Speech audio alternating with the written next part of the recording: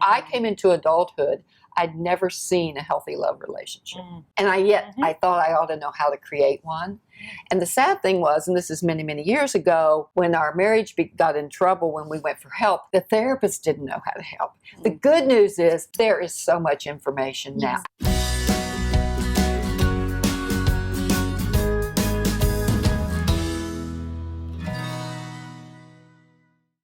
If someone was raised in a family where they had hurtful relationships or they never really saw a good relationship modeled for them, how can they learn what one is? Is it trial and error? Do they have to go through heartache, or is there a better way? Well, one thing that really comes to me about this, and it's kind of a sad question because it's like they first have to acknowledge or even know that they're in a dysfunctional type of family relationship. Because think about it, those children are growing up with parents or adults in their lives that they think this is normal. They think it's normal for daddy to come home and yell at mommy at night. I had a story come to me one time about a young man who was in middle school, and he came home to his mother and he said to her, "Mom, I was at my friend's house."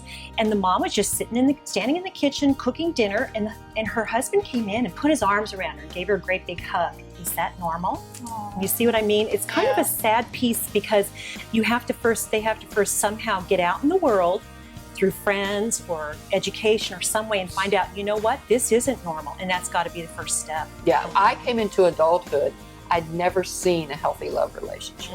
And I thought I ought to know how to create one. And the sad thing was, and this is many, many years ago, when our marriage got in trouble when we went for help, the therapist didn't know how to help.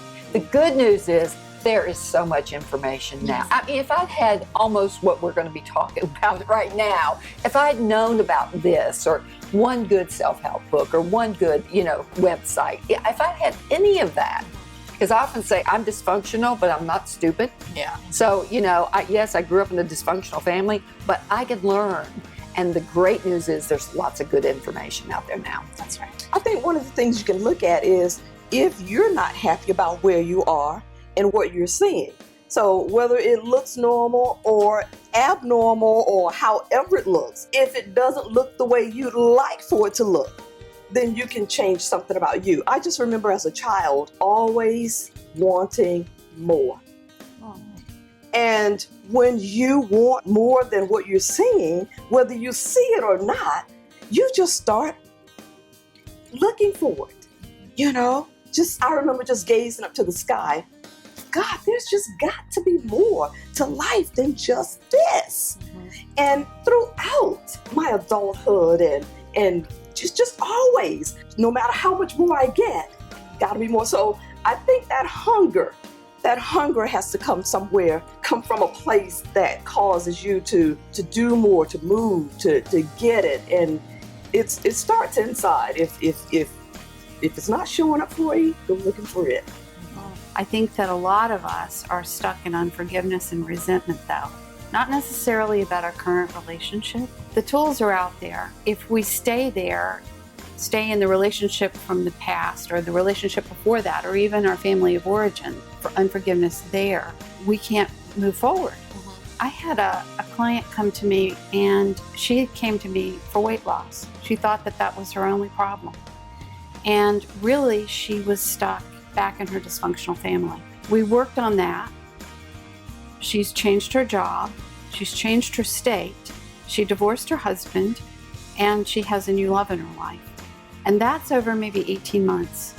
So, and it was because she wasn't forgiving her biological mother. She wasn't forgiving her father. She wasn't forgiving her stepmother. That was the big one. And then she wasn't forgiving herself. Right.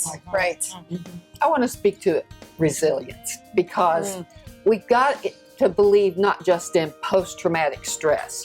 I grew up with just about every malady there is. But if I believe I'm now doomed because of that, then I'll make it happen. Yeah. I will make it happen in my own. I agree with that. So we got to believe in post-traumatic strength as much as post-traumatic stress. Yes. And I think it's very important to know we're all resilient and we can rise above it. And just because you grew up that way, you now are an adult. I'm an adult. I can create the life that I long for. Yeah.